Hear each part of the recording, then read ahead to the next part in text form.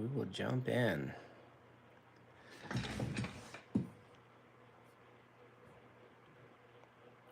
Hop on in here, guys. See what's going on.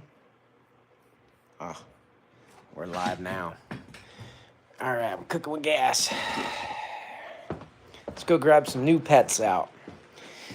So you might be wondering about the thumbnail. We got a lizard. We did a lizard show last week. I guess we're doing a lizard show again this week, but I got some other stuff to talk to you guys about too. Hey, Sonia. What's up, Chris? Hi, buddy. All right, he's a little stressed. Oh, but that's the only thing that's little about this guy. Check him out. So my cousins, Jeremy's not in the house tonight, but my cousins came up from Atlanta, Georgia, and they came bearing gifts, and I got a giant bearded dragon. So we're giving him a new home here at Reach Out Reptiles. He's going to be one of our ambassador or educator animals, so that'll be cool. And then, so I just figured I'd show them to you guys so you could say hi. Then we'll jump right back into the Superdorf Show. As always, the Superdorf Show is brought to you by Ship Your Reptiles. If you guys want to ship, you ship with the best, especially this time of year. It is very, very cold. You are going to want to absolutely make sure that you are following their shipping guidelines and getting her done right. So, this is a new pet, but not one of the ones that we're going to name. Here on the Superdorf Show, one of the things that I always do is let you guys name one of our animals with us. Tonight will be no exception. But this big guy, I think because of the shape of his face, his name is Pac-Man. So he's pretty cool. Fun bearded dragon. We're kind of building out our arsenal of educational animals. I started with a lot of like kind of crazy rare stuff that we only had access to. But it was one of the things that's been really cool to relate with kids and stuff out there today is actually have some of these species that they may have at home, have had, friends have, things like that. And it is always funny to me where I'll bring something like Lacey, the big green anaconda. She's getting huge these days to an educational show or a school assembly or something like that. But then when you pull out something like a leopard gecko, a bearded dragon, everyone's like, oh my gosh, I have one of those. And it makes them go home and, you know, seeing everybody ooh and awe and wow about all the animals up there on stage. Feel a little bit like that much more special with the animals that they have. So Pac-Man's chilling. He is large and in charge. He's young. He's vibrant. He's awesome. And that is my bearded dragon. So thank you, big special thank you from me and Pac-Man to all of you guys who jumped in on our Black Friday deals last week of November. G.I. Joe was crushing it in there. I know a lot of you guys got new animals, and that's fantastic. This time of year is an awesome time to buy animals, not so much to ship. You know, if we're talking about Ship Your Reptiles, it's stinking cold out there. It's scary. I never want to see any animal, you know, be in trouble. We actually ordered some crickets that didn't show up today and got delayed. And that's just a bummer. Like, you know, these are feeder reptiles. I'm sure that Pac-Man here will get to enjoy some of them and everything. But at the same time, you just don't want to see any animals out there, you know what I mean, in trouble or you a little camera shy there, Pac-Man. Huh? Don't fall, buddy. Don't fall. It's a good drop. Yeah, you're a good boy, but I don't want you to fall down. So you don't want to see any animals suffer or anything. So that's why it's really important to jump on shipyourreptiles.com. Check all their weather and stuff before you ship, before you receive. You know, there's a lot of shippers. You'd be amazed. Your first time buying a snake, you go buy from someone you haven't heard of before, or maybe it's your 100th time buying snake, but you just assume that everybody knows how to ship well. I'll tell you, there's story after story after story about people just not really understanding what it takes to ship live animals safely and around those parameters. And that's why companies like Ship Your Reptiles exist. They educate us. They help us out with that. And that's something that you can be educated about this week too, and really this whole month, because it is tenuous to ship in the month of December. All right, let's say goodbye to Pac-Man. I'll pull some snakes out for you guys. Why don't you come along over here with me? All the critters are doing really well. It's so interesting to see the seasons change, and we have a few videos actually coming up about seasonal changes and how to manage those. So you guys are going to want to stay tuned. This is something that I think is true for beginners as it is for experts. You know, when like we just mentioned, it's very cold. What's up, Picasso? You hanging, bud? You having a good time up there? How you doing, big guy? This is like the world's friendliest chameleon. He's always wanting to hang out. But, get it? Hang out. But at any rate, with the changing of the seasons, you know, you get things like, I don't know, husbandry changes and stuff you have to watch out for. So like if it's cold outside, humidity drops naturally outside and everywhere. And then because of that, you'll get drier situations in your home where you have your animals. And then because of that, you get things like the heater kicking on, which drops your humidity levels even more and will actually end up causing things like dry sheds. So I noticed a little dry shed on one of these snakes. I wanted to pop these out and show these guys to you real quick just to give you an example. But before we do that, let me jump in the comments and just see who's going on in here. Chris West in the house. Riley is here. I know, Riley, lizards, right? Super weird. We'll have to pull the five-legged toad out one of these days. Riley actually sent us a five-legged Egyptian green toad. More like a four-legged and one little pageant wave hand sticking off the elbow there. It's pretty cool. Elizabeth Fortino's in the house. Hey, Elizabeth, good to see you. Freeze-dried crickets. No, they were not. Although, yeah, they probably are now. That's one way to do it. All right, Aquariumax Pets. How's it going? We got Tehran in the house. What's up, guys? All right, I wanted to show you, this is kind of a fun project. Single gene, two totally different localities, okay? So we're talking about sunfire. I think sunfire makes everything better, except when it doesn't. So I have two females. They're both going to need names tonight. If you stick around to the end of the episode, then you will be able to jump in there and help us name these animals. So one of them is a high percentage Calatoa. She's 62.5% Calatoa, and she's a sunfire, 100% het albino. So we're going to see what the sunfire does on Calatoa. Now remember, Calatoas are the dark gray super dwarfy animals. Not a ton of color on them to start out with, right? As far as base tones in that locality. Then I have a 50% Slayer Sunfire, and the Slayer Sunfires, they're a larger bloodline, and she's got some Jamp and Calatoa in her too, but she's 50% Slayer and a little bit of those other things. So really heavy influence on the Slayer locality. Now the Slayers are typically a deep, dark, rich brown color. And then they have thick blacks, and as they get older, it turns into a gold. But the Sunfire mutation, what it does, and you can actually watch our Morph Spotlight video on it if you want to learn all about it. What it does is it actually smooths out the pattern of the base area. So where you have speckly patterns, you'll have a cleaner one. And you'll see the edges of the black lines. They almost look like a watercolor fade, right? Like I painted a black line on a wet piece of paper with watercolor, and you can imagine how it fades out away from it. That's one of the major pattern influences that the Sunfire mutation has. People think that it like adds a bunch of orange, and to a degree that it does, but it works with what's there. So you have the base of the bloodline of the animal, or in this case, specific locality looks. You guys ready to see them? Let's check them out. I'm interested to see what you think we should name these. They're both females. Oh, by the way, most of these episodes lately, I don't know what the deal is, but I have been getting pooped on every live show. And there's something about these females that just makes me feel like that's going to happen again tonight. So I'll have to, here, we'll get our naming equipment in. Once you guys name these on these shows, the rules is that that's their name for life. And, you know, just in case, we're going to set that up there too. Let's pull these ladies and see how they're doing. Now, these are different ages. Oh, this one's not super happy about being on camera either. Why is everyone up in arms tonight? All right. We have animal number one. Yeah, see, not too happy. That's what you get. I was asking for it. Okay. All right, let's go ahead and calm her down here. Hey. It's okay, relax. You can see a little bit of dry shed stuck on her back right there. That's probably something that makes him a little uncomfortable, a little cranky. But she was definitely telling me before the show, and I wasn't listening. So I'll just show her to you real close, and then we'll put her away. This is the 62.5% Calatoa. If you're familiar with that aberrant, chaotic pattern, then you can see it right out of the gate with her. Now, the Sunfire is most apparent at the tail of the animal. You can see the golds coming in between those blacks, and a much thicker black than what we normally see on a Calatoa. You can definitely see it on on her rear end there. All of that gold. But you have a very gray-based animal.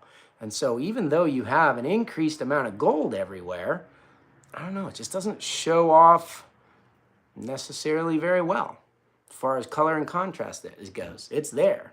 The interesting thing is she's 100% het albino, and the Superdwarf albinos have dark, rich contrast. So even though she may not be the best example of like the Sunfire mutation, I think that when we get into the next generation, we make some really high percentage Superdwarfs. This is a 2-year-old female, by the way. And get some really nice Sunfire Superdwarfs, albinos, and snows, and things like that. These darker colors are going to start to really come out on the albinos. But let's see what the Slayer looks like without even albino. It's okay, baby. Come here. I know. Bear with me, guys. I was predicting getting pooped on, but instead I got a love tap here. I don't want to show any of the gore. YouTube doesn't like that, but I'll show you what happens after I wipe it all off.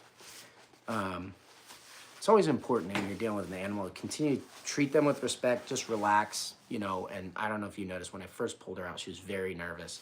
But even talking to her and showing to her, she started to calm down. So, you know, a little love tap on the wrist there. Okay, and the next one. You know the sad thing about snakes that poop and bite on camera? It's like they had one bad moment, and then they gotta live it down for the rest of their lives. All right, let's see. This is the same, again, same species, reticulated pythons. This is even the same mutation, being that she's a Sunfire. But what a difference a little bit of locality influence makes. So let's look at the Sunfire on this one. Now, I would say that as it stands on its own, this is a screaming good example of a Sunfire.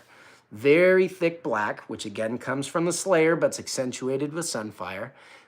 Because it has a brown base, you're getting these rich golds. This is a much younger female than the other one. As you can probably tell by her size, she's quite a bit smaller, even though this one's dwarf and the other one's Superdwarf.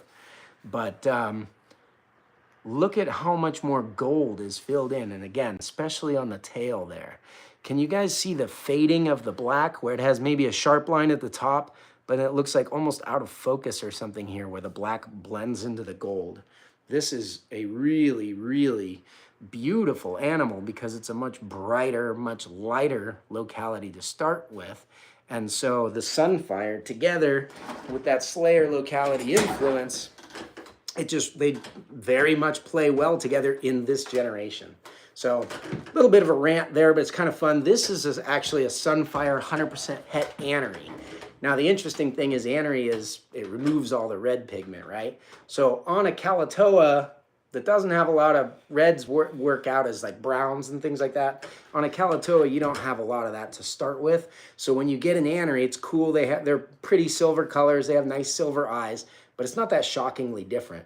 On the other hand, if we could work anery into something like Slayer, where you typically don't see those kinds of mutations, I think it's going to have kind of a profound effect. So while this girl's really beautiful orange on her own, I probably don't think she would make as nice an albino as the Calatoa would.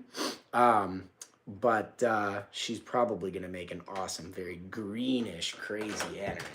So that should be a lot of fun to see with the selective breeding as we go through there.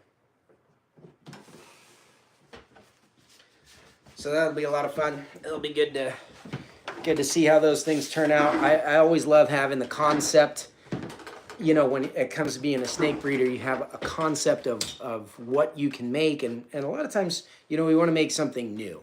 At least I do. You know, I'll see something that someone else makes. And sometimes it's like, ooh, that person's done a really good job breeding reticulated pythons. Maybe I can, you know, go through and recreate that. But most of the time, if someone's done a good job, I'd rather just pay them for it. You know what I mean? Say, that's an awesome retic. Let me buy that.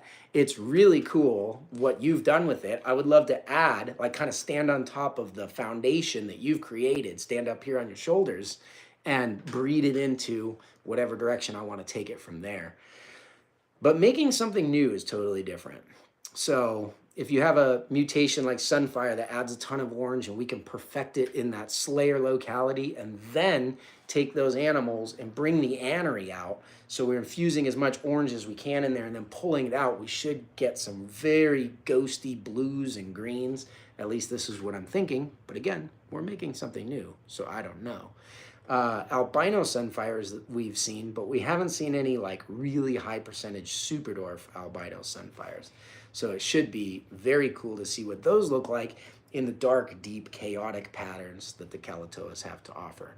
So sometimes the journey is always awesome if you love the animals for who they are, right? They're obviously individual personalities, how they feel in a given night, and everything like that is super fun. Even if, somebody gives you a love tap or something like that because she's cranky and she warned you and you didn't listen and you went anyways and weren't listening and stuff.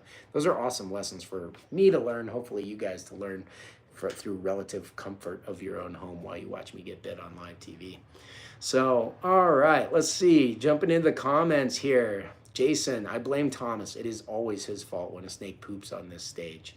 All the poop stains on the floor and stuff like that. We call the Thomas patina up here. So, it is Love. She pretty. I'd name her Satin. Ooh, don't start with the names. You got to hold those to the end. All right. The fishy plumber lives vicariously through us. Can't legally have retics. That stinks. I'm really sorry. Hopefully that changes someday. I'd love to see. Legislation doesn't often back off, but sometimes it does, and sometimes the advance of science actually helps us out a lot. So that would be really cool. You do have corn snakes over at Avery's Jungles. Those are super fun. I mean, it's something you don't think about because you're like, oh, I see them at reptile shows all the time. But if you go herping, finding a corn snake, herping just means collecting in the wild. Corn snakes are like one of the most stunning animals that you could ever find in North America. It's such an awesome treat. So it's really cool to kind of have that connection and to think about the global takeover that they've had with all the different rat snakes that are out there. They're one of the best globally, and for good reason. So you can't talk those down too much. Oh, let's see. Loving the different morphs. Heck yeah. Cool like that, getting bit. I get bit a lot. Honestly, it really doesn't hurt. It's much more flashy than like snakes. This is what I tell people in educational stuff. It's very scary, I think, to get bit by a snake. People are generally uncomfortable with the way that snakes move in the first place. So they're scared anytime they do anything. The snake sniffs them with their tongue, they get scared. The snake crawls up close to their face, they get scared, So I can understand that it is scary to get bit by a snake. But if you think about it biologically, if you get bit by something like a kitten, which is far less scary, their dentition, their teeth are way more serious. And this is why. A cat, a dog, kittens, puppies, things like that, or your hamster. What are their teeth made for? Hamsters can chew through almost metal, you know what I mean? Sometimes if it's small enough, they can. But they definitely burrow through wood. Kittens and dogs, they kill their prey with their teeth. So they're actually sinking them in and wrestling them in there. Snakes don't do that at all. Snakes have very thin, very fine, very dainty teeth. And in the case of pythons, they're going to kill them with constriction.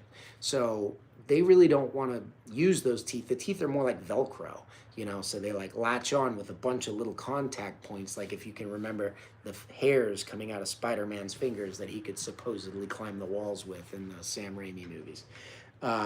They work like that. So they don't hurt. It's not that serious. They do have an anticoagulant, meaning your blood doesn't clot that much when they bite you.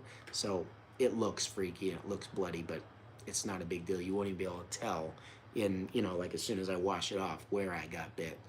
If I got bit that hard by a kitten or a puppy or something, though, I've got scars from that kind of stuff. So there's my 2 cents on snake bites. It's much less, terrifying than what everybody thinks. What's up, Poison Cow? You missed all the fun. Watercolor fade. Yes, that is awesome for sure. Let's see. Boop, boop, boop. Oh man. Okay, is it Haley Diane is watching tonight? Did I say that right? It's very far away where I can see the text from. Did I see it? Haley, are you watching? Say hi, wave, like this. There you are. All right, Haley, welcome to the live stream. Glad to have you here watching the Superdwarf show. That's pretty cool. You're gonna have to help us name a couple of snakes at the end. You're gonna have to tell Poison Cow what you want to name those snakes so that we can, you know, potentially have a chance at you naming one of those. Let's see. Bum, bum, bum. Iguana bites hurt more than your snake. Oh, absolutely. Again, their teeth are made for like shredding off chunks of vegetables. You think about cutting through a cantaloupe or something like that. It's very different from the let me stick to you Velcro thing that most constricting snakes have. Can we recommend a source to learn more about the Superdwarf morphs and compatibility? So, Carrie, we actually have a playlist. I don't know if you use those on YouTube, but ours are fairly powerful informationally. We have an entire playlist with every different morph, how they tie together with other morphs, photo and video examples, and locality spotlights in that playlist. So we were talking about Calatoas and Slayers earlier. You can see it all in one place. So you want to check out on our YouTube video. If you binge watch that playlist, I doubt you'll need anything else. I wish that they had something like they used to have a website called worldofretics.com. I don't think it's up anymore, but people would like post morphs as they made them and stuff like that. You could see posters and things. Morph Market does a little bit of that stuff, but it's not a priority for them. So really, I think if you want to dive into, you know, all the different morphs deep, it's right here on Reach Out Reptiles YouTube. Alicia's in the house. What's up? Okay, here we go. So yeah, everyone's got some homework to do. Check out those playlists. There's a lot of husbandry ones, there's breeding ones and stuff like that. You can see all that kind of stuff. But the morphs are a whole lot of fun. Another great place to follow along is actually, Jason, you'll have to help me out on this one. I don't know what tier this Patreon perk is, but at what tier do you get the Dwarf of the Day videos? So if you guys follow us on Instagram, it's Reach Out Reptiles on Instagram. Every day, at least every weekday, we post a new picture of another snake here at Reach Out Reptiles. Most of them are like updates on babies that are actually for sale. What's cool about this is that we have dozens and dozens of different morphs and combinations. So you're not seeing the same 3 to 5 holdbacks that we have posted. It's completely new animals almost every day. Very few are repeated unless they're growing and we're like, oh, we got to update. This thing looks so different and so awesome. So I'm sorry to hear that you're homesick. That's such a bummer. But if you want to follow us on Instagram, check out those Dwarf of the Day posts, and it will say on every one what the morphs are. More importantly, though, if you join our Patreon community, you actually have access. A lot of people don't do this. Jason Phelps, what level is this? Is it $5 level? Is it $15 level? The $30 level? If you really want to learn, every time we do, so 5 pictures in a week, right? These Dwarfs of the Day, we'll release a short video, just a little behind the scenes thing with a staff where we talk a little bit more in depth about the animal's bloodlines, the morphs, what we like about that particular animal, kind of what I was doing right there, pulling out 2 Sunfires, saying Slayer this one, Calatoa that one. We do stuff like that every single time, 5 days a week, and you have access to all of that on Patreon. That is an awesome place to learn. Plus, you can jump in there and chat back and forth with us. In fact, after tonight's live stream, this one, we're actually going to have a little after party hangout with all of the Patreon, and that's a great place to learn that stuff, bring up questions. A lot of times we go downstairs, we'll go through the racks, pull out snakes and look at them and stuff. It's great when our internet's working down there, right, guys? If you know, you know. All right, let's pull out a couple of these snakes and think about some names. I don't know if our Calatoa girl is going to want to play, and I don't want to stress her out just for a camera, but we'll see how she's feeling. Maybe she's feeling a little bit better now. Okay, Jason says, Dwarf of the Day goes to every paid tier. The second tier gets early access. Very cool. So you can join Patreon there at $5 a month and see all of those Dwarf of the Day videos. Okay, baby. This one's still stressed out, so we're just going to set her down right here. This is not where she lives, guys. This is just a little tub that we have her in for the show. All right. This is super weird studio lighting. I know, sweetie. It's okay. super weird studio lighting and stuff for these snakes. It's very, like, they don't know what to think of it. It's actually pretty shocking for them. So a lot of times I try to pull them out and play with them a little bit before we get on camera. We have a whole playground that's behind us. It's like a catio wall thing, if you've ever seen with the playgrounds and stuff they do. That's where the snakes get to hang out and explore while we do the after party, unless they're stressed out like this. But a lot of times we have them out there for a while practicing, so to speak, before we get them out on the video. So, all right, so you guys want to stay tuned if you are keeping reptiles. Like I said, we have a few videos coming up. I have one about changes in the weather and heating and stuff like that, and then we're talking about dry sheds and things like she has. Very easy to solve a dry shed, but it's a lot harder, and it takes a little bit of experience to solve an overall humidity issue. But there are a lot of tips and tricks from us over here at the the experts of dealing with this stuff all the time that we can tell you that we've learned over the years. All right, guys, we got some naming going up. Let's see what's going on. Oh, $15 a month tier. Second tier up, you get access to all of those morph videos. You have to pay nothing, though, if you just want to see the pictures and see the descriptions. Those are all on Instagram. You can just give us a follow there. All right, guys, this is a beautiful animal.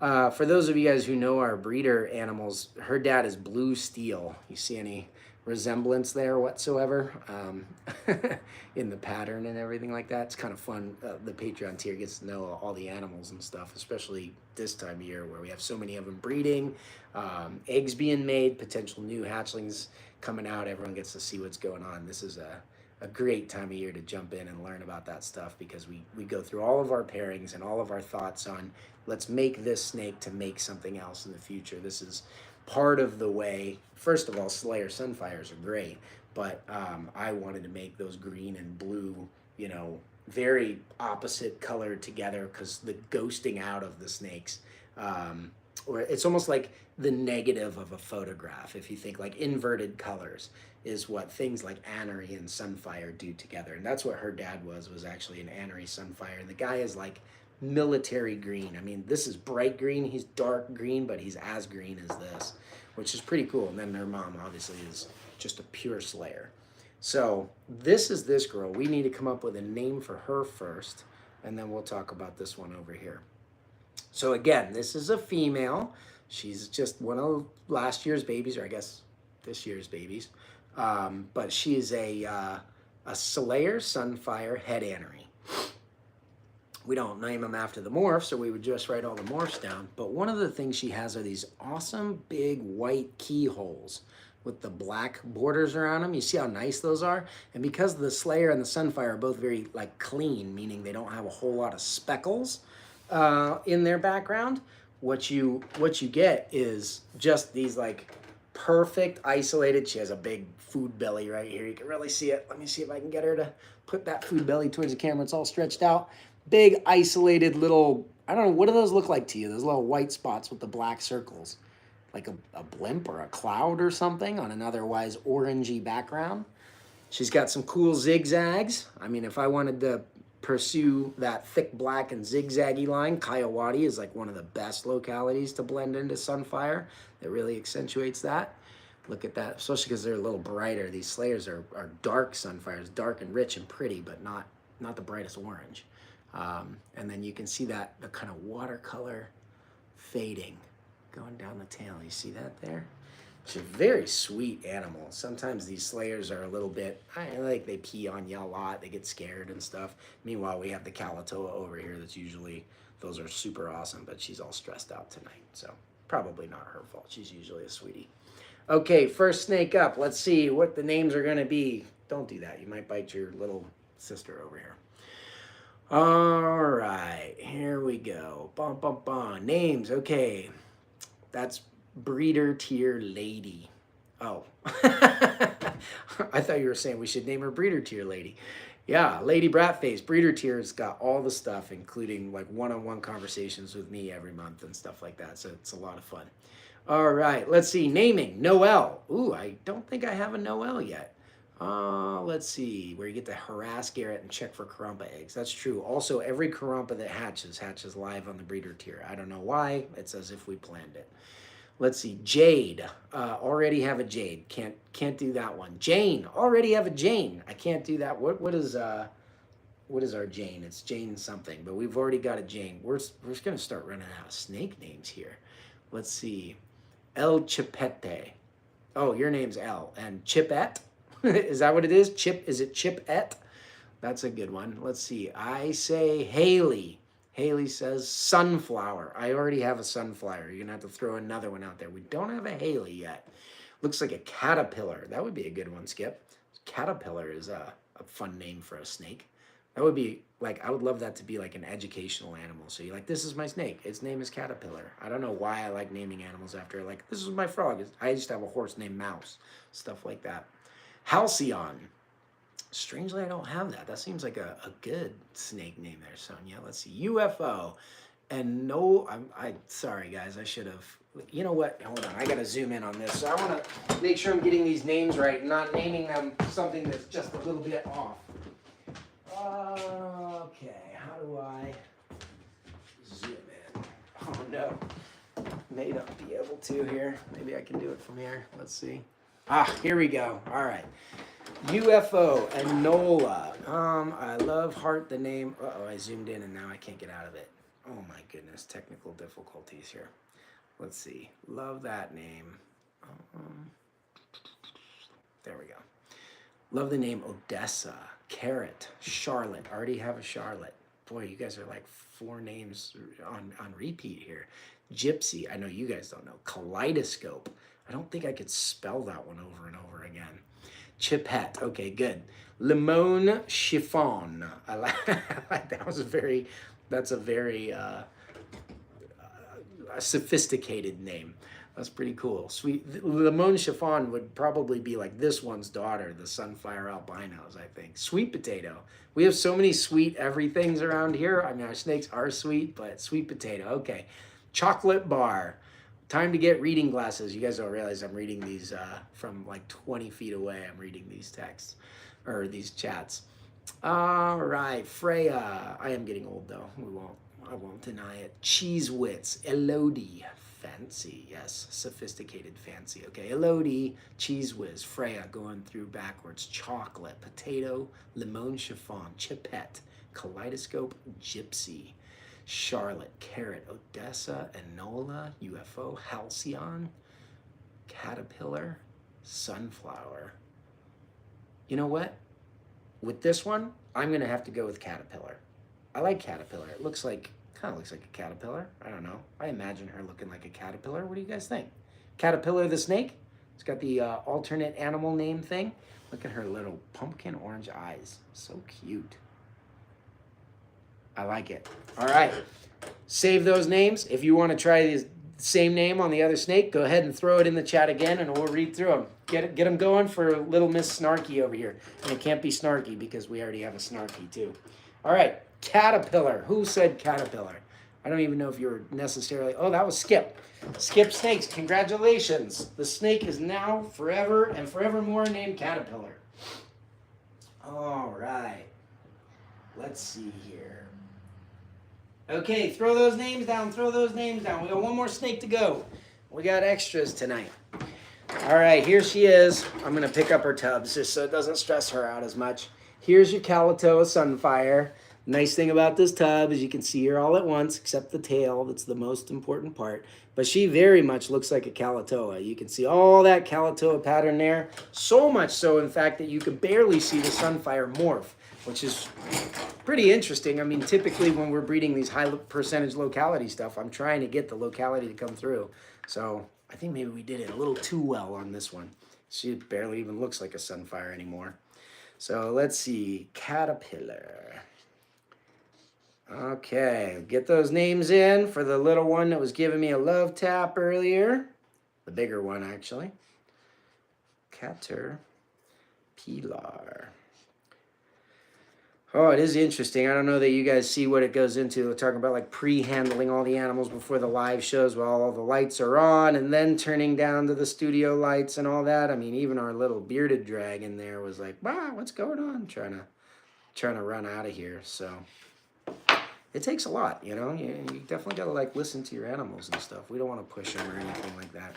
This girl is, you know, she's been taking tags at, like swings at me while I talk with my hands and stuff, but she's pretty happy. It is funny how security is like one of their number one parameters that you have to, you know, take care of as an owner. And a lot of times security means stuffing into something. So she obviously doesn't live in this tub, but look at how she's utilizing it as a hide, just pressed up against every edge, kind of like wedged in there. That gives them a great sense of security, you know, as opposed to like me talk with my hands and flailing her all around. All right, let's see. What are we going to do with this one? It is a female as well. Let's see. Okay. Here we go. Where do we leave off here?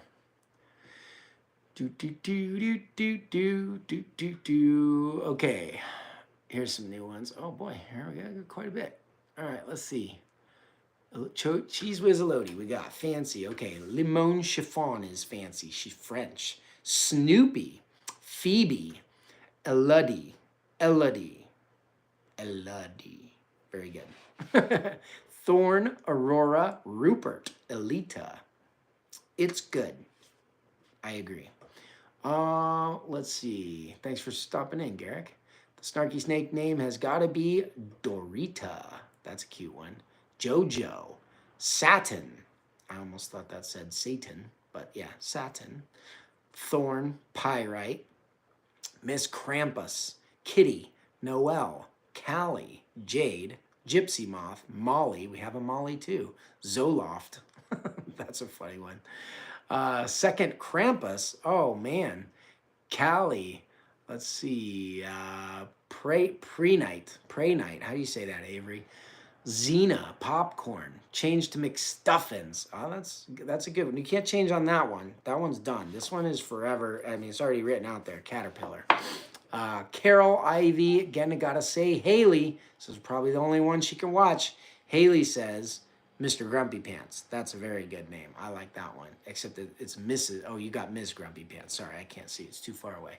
Aphrodite. Already got one of those. Pandora. Madeline. Appetite. Dave. Oh, we already actually...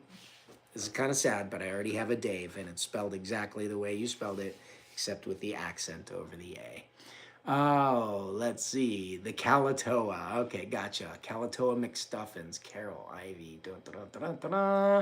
Zoloft, Molly, Krampus. We got 2 for Krampus. That's a lot of peer pressure. Gypsy Moth, Callie, Noelle. Where are you guys every Wednesday night? I need you all here next Wednesday night. There are so many good ones. Dorita. That's a good one. Miss Grumpy Pants. You know, Haley, the only thing about the Miss Grumpy Pants name I don't like is that it automatically makes people scared. So if she ever is grumpy, they're like, oh, look, her name is Miss Grumpy Pants. We should automatically be afraid of her. And then it makes them, you know, puts the handlers in a mindset to be even more afraid of them. Whereas we need, as the human handlers of our animals, to kind of overcome our attitudes and stuff. Emily Robertson, that's funny, Pearl.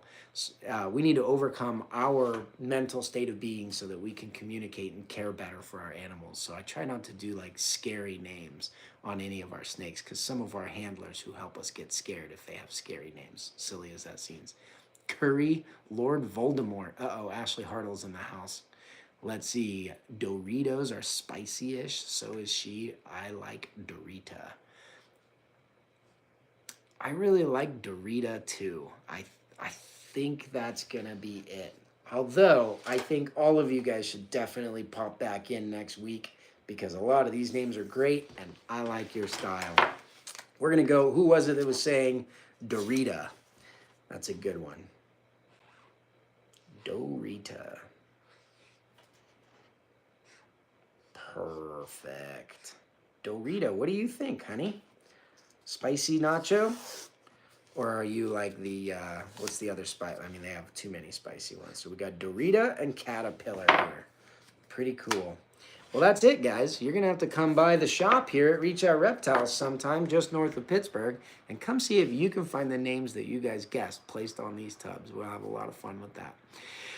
Oh, congratulations, everybody, on the snakes that were named. Haley, thanks for stopping in. I'm sorry that you're homesick, but I appreciate all of you guys coming in here and freaking out my snake and watching me get bit. It's been a good time. Big special thanks to Ship Your Reptiles for sponsoring this episode.